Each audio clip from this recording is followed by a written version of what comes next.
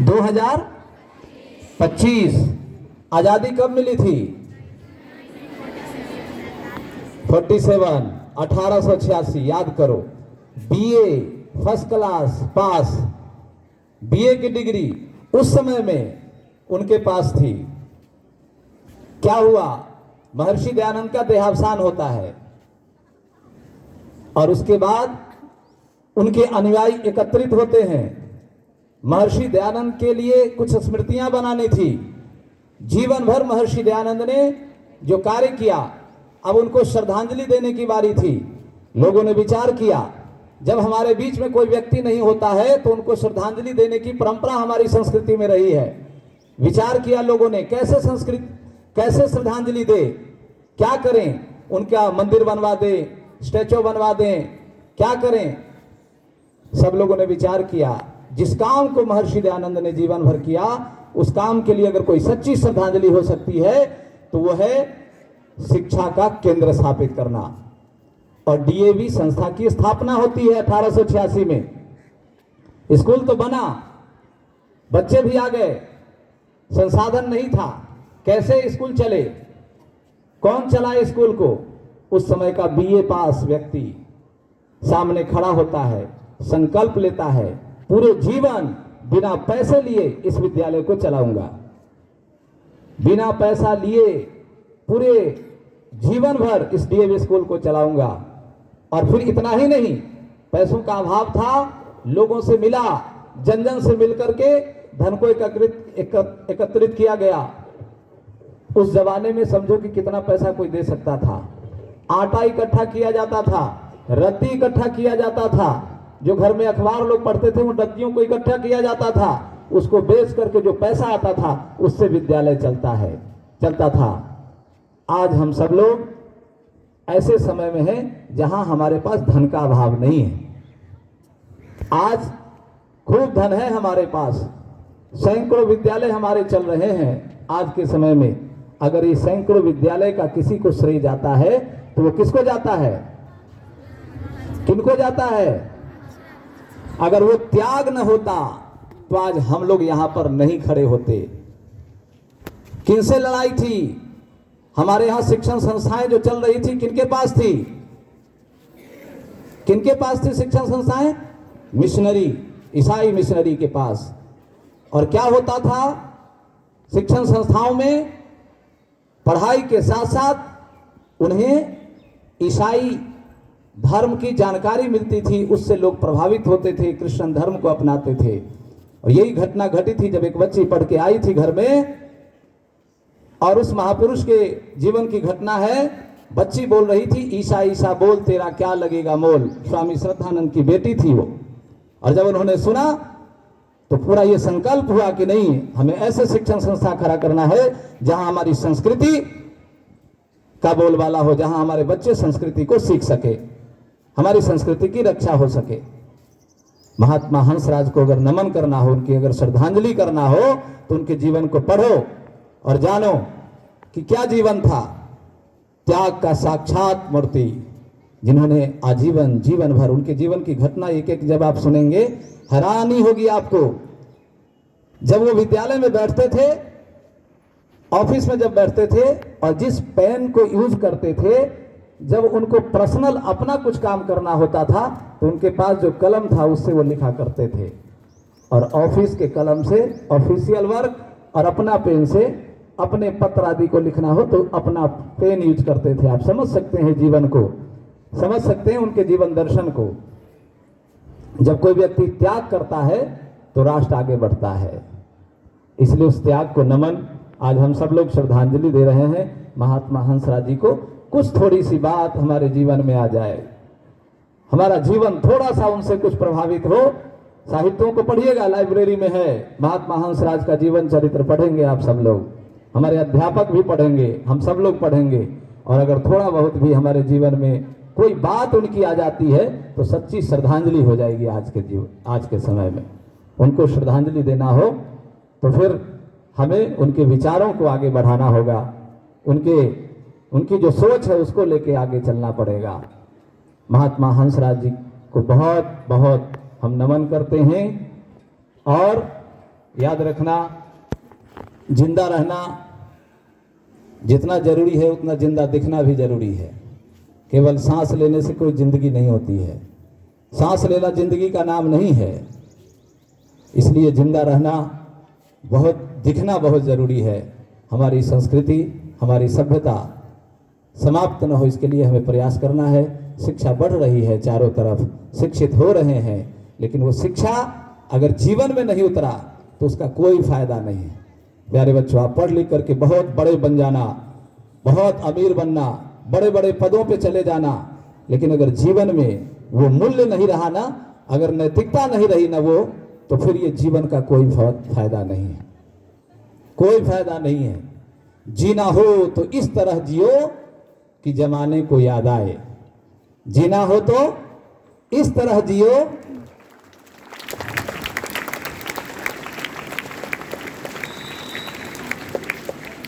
ये पंक्ति आप तक पहुंच जानी चाहिए पहले ही। आप वैसे तो विद्वान हैं सब लोग, इसलिए पहुंच गई पंक्ति पहले ही।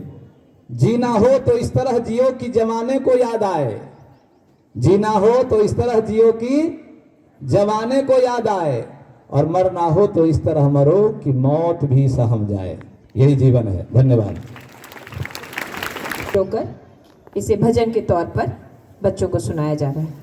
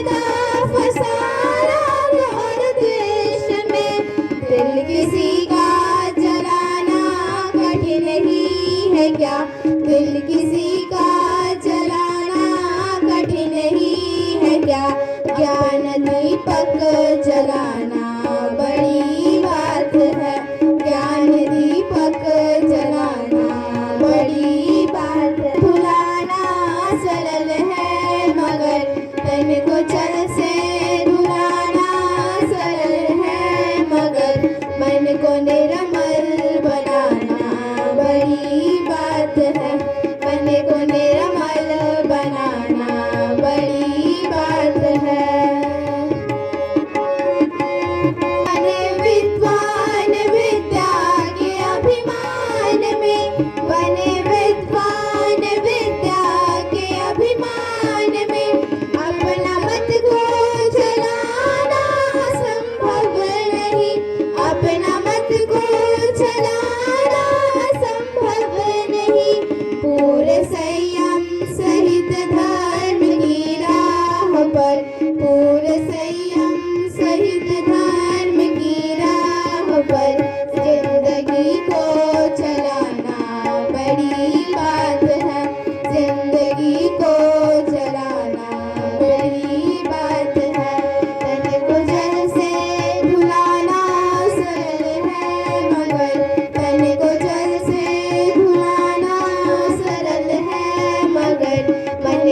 निरामल बनाना बड़ी बात, बनाना बड़ी बात है।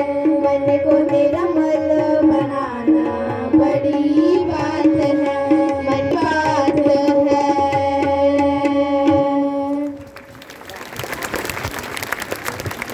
बहुत बढ़िया बच्चों। मन को न मृत्यु हो न मृत्यु से डरो कभी, विचार लो कि मृत्यु हो न मृत्यु से डरो कभी। हुई न यो सुमृत्यु तो वृथा मरे वृथा जिए, हुई न यो सुमृत्यु तो वृथा मरे वृथा जिए, मरा नहीं। अष्टम ज के छात्र सत्यम, दशम ज के छात्र सत्यम झा।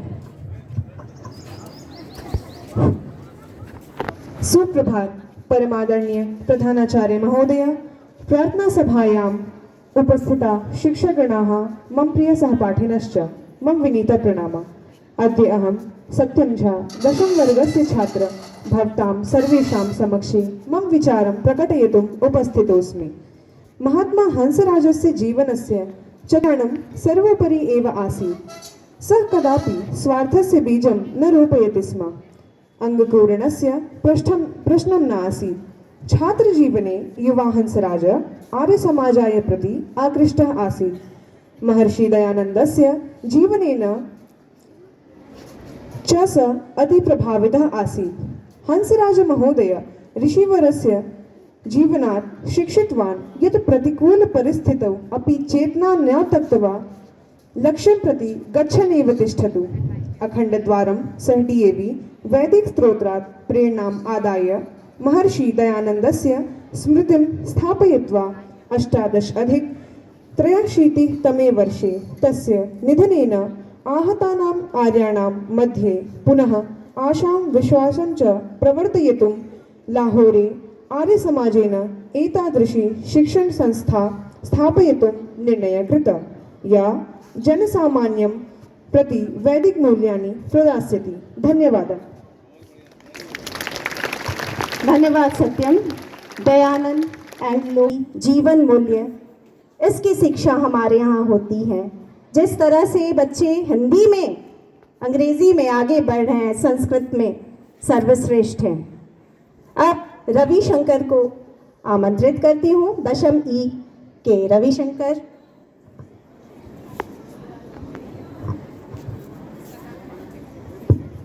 सुप्रभात परम आदरणीय प्राचार्य महोदय, शिक्षकगण एवं मेरे सहपाठियों। मैं रविशंकर कक्षा 10वीं ई का छात्र आपके समक्ष महात्मा हंसराज जी के जीवन के बारे में अपने विचार प्रस्तुत करना चाहता हूँ। महात्मा हंसराज जयंती हर वर्ष 19 अप्रैल को मनाया जाता है। महात्मा हंसराज का जन्म 19 अप्रैल 1864 को होशियारपुर पंजाब के निकटवर्ती बजवाड़ा गांव में हुआ था। इनके पिताजी का नाम लाला चुन्नी लाल था और माता का नाम हरदेवी था। महात्मा हंसराज जी के पिताजी का स्वभाव सत्संग प्रेमी और स्वतंत्र विचारों का था। यह सारे गुण महात्मा हंसराज में भी आए। महात्मा हंसराज जी अपनी शिक्षा पूरी करने के लिए अपने बड़े भाई मुल्क राज के पास लाहौर में ही रहते थे। 12 वर्ष की आयु में महात्मा हंसराज जी के पिताजी का देहांत हो गया था, लेकिन संस्कारवश इस बालक में प्रभु भक्ति, कठिन परिश्रम, त्याग और साधना जैसे कई गुण आए।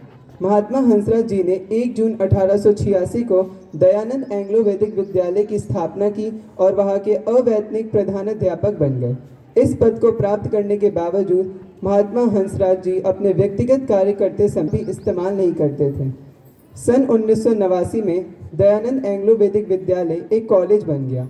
उस समय महात्मा हंसराज जी अपने अवैतनिक कार्य करते रहे। महात्मा हंसराज का धन्यवाद। बहुत बढ़िया रवि। अब आ रहे हैं हमारे सामने सप्तम स के विद्यार्थी। सबसे बड़ी बात है कि ये स्टेज पर आ रहे हैं, पहली बार आ रहे हैं, लेकिन फिर भी अपने जोश में कहीं पर भी कमी नहीं ला रहे हैं। दिव्यम। Good morning everyone. Good morning everyone, respected teachers and my dear friends. I am Divyam Dubey from class 7C. Today I am going to deliver a speech on Mahatma Hansraj. Mahatma Hansraj 1864. He plays a significant role in education and social reform in India. He opened the public school and teach in it free of cost. He was a great advocate of education of girls and child marriage. He was the follower of Mahatma Gandhi and believed in non-violence resistance. He wrote many books and articles on social reform in India. The title Mahatma given us by Mahatma Gandhi. He passed away in thank you. प्रस्तुत करने जा रही हैं